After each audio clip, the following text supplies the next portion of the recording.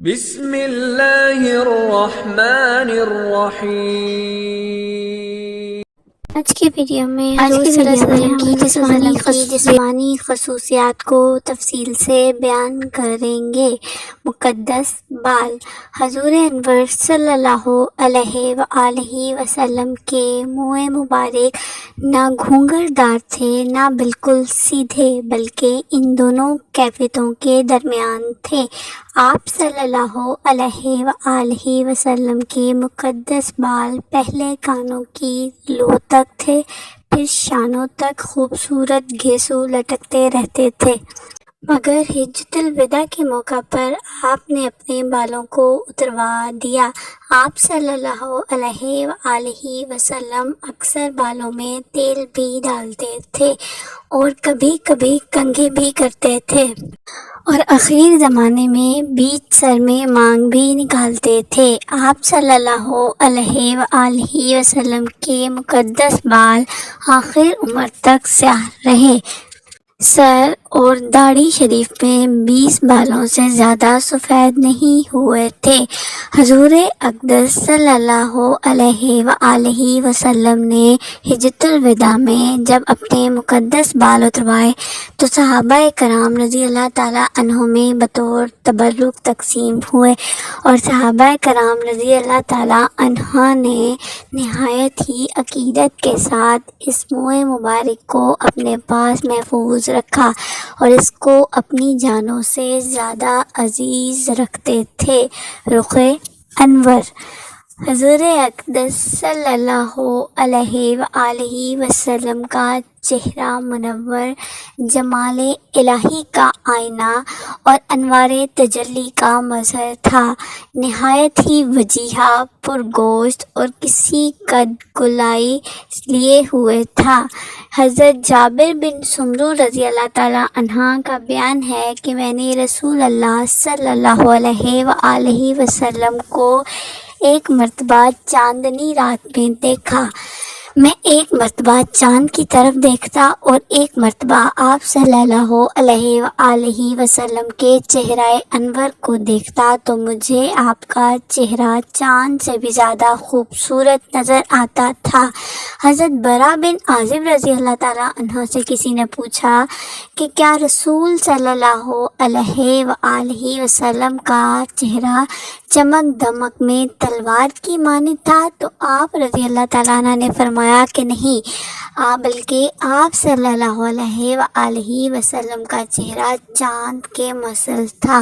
حضرت علی رضی اللہ تعالیٰ عنہ نے آپ صلی اللہ علیہ وآلہ وسلم کے حلیہ مبارک کو بیان کرتے ہوئے یہ کہا کہ جو آپ صلی اللہ علیہ وآلہ وسلم کو اچانک دیکھتا وہ آپ کے روب و دبدبے سے ڈر جاتا، اور پہچاننے کے بعد آپ سے ملتا وہ آپ سے محبت کرنے لگتا۔ حضرت براء بن عازب رضی اللہ تعالیٰ عنہ کا قول ہے کہ رسول اللہ صلی اللہ علیہ وآلہ وسلم تمام انسانوں سے بڑھ کر خوبرو اور سب سے زیادہ اچھے اخلاق والے تھے۔ محراب آبرو۔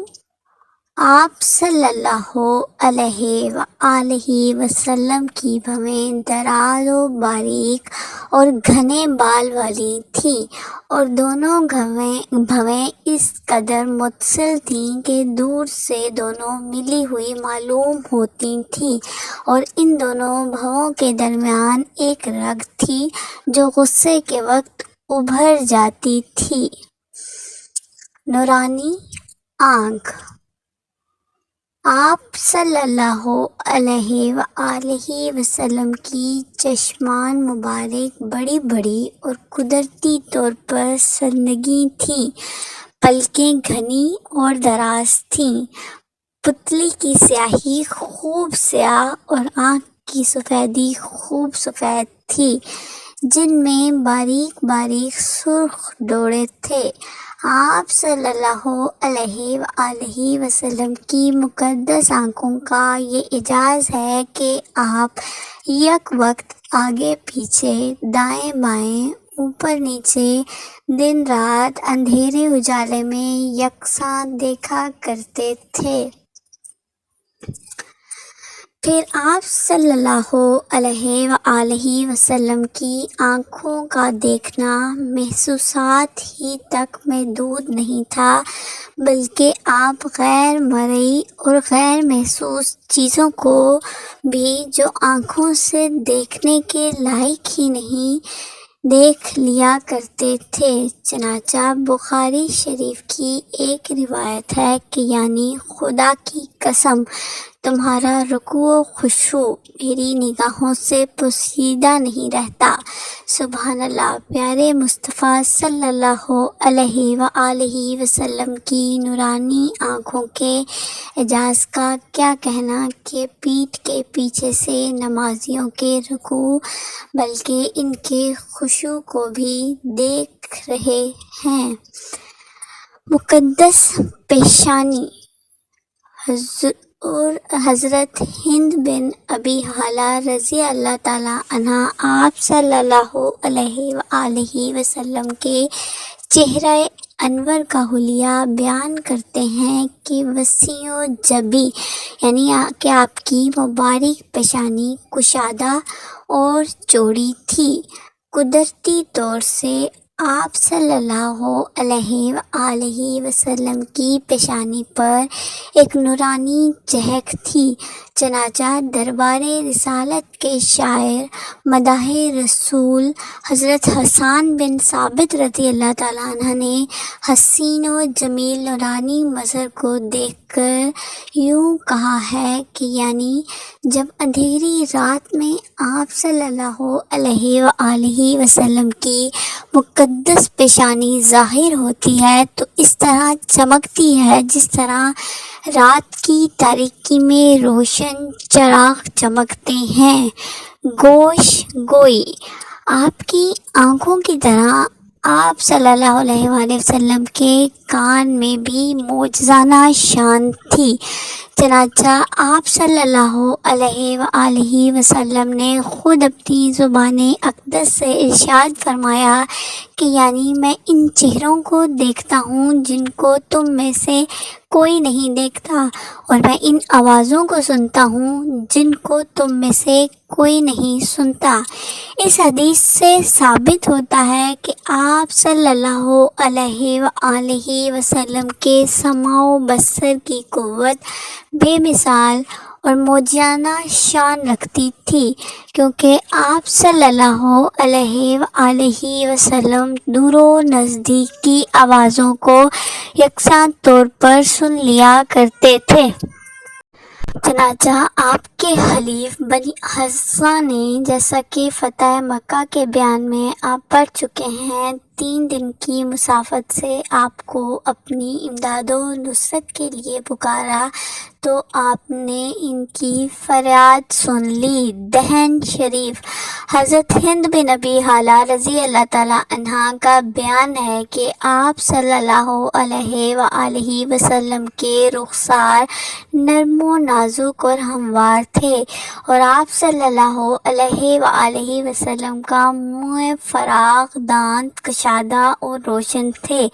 آپ صلی اللہ علیہ وآلہ وسلم گفتگو فرماتے تو آپ کے دونوں اگلے دانتوں کے درمیان سے ایک نور نکلتا، اور جب بھی اندھیرے میں آپ مسکرا دیتے تو دندان مبارک کی چمک سے روشنی ہو جاتی تھی۔ آپ صلی اللہ علیہ وآلہ وسلم کو کبھی جمائی نہیں آئی، اور یہ تمام انبیاء علیہ السلام کا خاصہ ہے کہ ان کو بھی جمائی نہیں آتی، کیونکہ جمائی شیطان کی طرف سے ہوا کرتی ہے، اور حضرات انبیاء علیہ السلام شیطان کے تسلط سے محفوظ و معصوم ہیں۔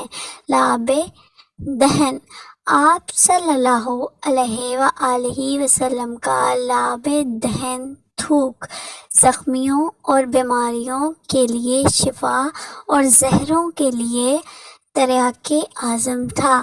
آپ معجزات کے بیان میں پڑھیں گے کہ حضرت ابوبکر صدیق رضی اللہ تعالیٰ عنہ کے پاؤں میں غار سور کے اندر سانپ نے کاٹا، اس کا زہر آپ صلی اللہ علیہ وآلہ وسلم کے لعاب دہن سے اتر گیا اور زخم اچھا ہو گیا۔ حضرت علی رضی اللہ تعالیٰ عنہ کے آشوب چشم کے لیے یہ لعاب دہن شفائے امین بن گیا۔ حضرت رافع بن رافع رضی اللہ تعالیٰ عنہ کی آنکھ میں جنگ بدر کے دن تیر لگا اور وہ پھوٹ گئی، مگر آپ صلی اللہ علیہ وآلہ وسلم کے لعاب دہن سے ایسی شفا حاصل ہوئی کہ درد بھی جاتا رہا اور آنکھ کی روشنی بھی برقرار رہی۔ حضرت ابو قنقادہ رضی اللہ تعالیٰ عنہ کے چہرے پر تیر لگا، آپ صلی اللہ علیہ وآلہ وسلم نے اس پر اپنا لعاب دہن لگا دیا، فوراً ہی خون بند ہو گیا اور پھر زندگی بھر ان کو کبھی تیر و تلوار کا زخم نہ لگا۔ امام بکی نے یہ حدیث روایت کی ہے کہ رسول اللہ صلی اللہ علیہ وآلہ وسلم عاشوراء کے دن دودھ پیتے بچوں کو بلاتے تھے اور ان کے منہ میں اپنا لعاب دہن ڈال دیتے تھے اور ان کی ماؤں کو حکم دیتے تھے کہ وہ رات تک اپنے بچوں کو دودھ نہ پلائیں۔ آپ صلی اللہ علیہ وآلہ وسلم کا یہی لعاب دہن ان بچوں کو اس قدر شکن سے اور سیراب کر دیتا تھا کہ ان بچوں کو دن بھر نہ بھوک لگتی تھی نہ پیاس۔ آواز مبارک، یہ حضرات انبیاء کرام علیہ السلام کے خصائص میں سے ہے کہ وہ خوبصورت اور خوش آواز ہوتے ہیں، لیکن حضور سید المرسلین صلی اللہ علیہ وآلہ وسلم تمام انبیاء علیہ السلام سے زیادہ خوبرو اور سب سے بڑھ کر خوشگلو، خوش آواز اور خوش کلام تھے۔ خوش آوازی کے ساتھ ساتھ آپ اس قدر بلند آواز بھی تھے کہ خطبوں میں دور اور نزدیک والے سب یکساں اپنی اپنی جگہ پر آپ کا مقدس کلام سن لیا کرتے تھے۔ لباس، حضور صلی اللہ علیہ وآلہ وسلم زیادہ تر سوتی لباس پہنتے تھے۔ اون اور کتان کا لباس بھی کبھی کبھی آپ صلی اللہ علیہ وآلہ وسلم نے استعمال فرمایا ہے۔ لباس کے بارے میں کسی خاص پوشاک یا امتیازی لباس کی پابندی نہیں فرماتے تھے۔ جبہ، قبا، پیرہن، تہمد، حلہ، چادر، امامہ، ٹوپی، موزہ، ان سب کو آپ صلی اللہ علیہ وآلہ وسلم نے زیب تن فرمایا ہے۔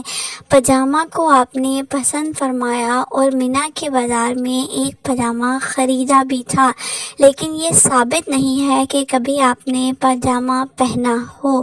امامہ، آپ صلی اللہ علیہ وآلہ وسلم امامے میں شملہ چھوڑتے تھے جو کبھی ایک شانے پر اور کبھی دونوں شانوں کے درمیان پڑا رہتا تھا۔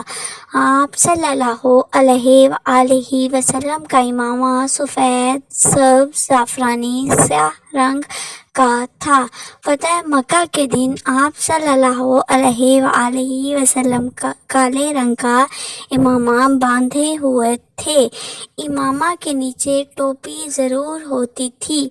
فرمایا کرتے تھے کہ ہمارے اور مشرکین کے اماموں میں یہی فرق اور امتیاز ہے کہ ہم ٹوپیوں پر امامہ باندھتے ہیں۔ چادر،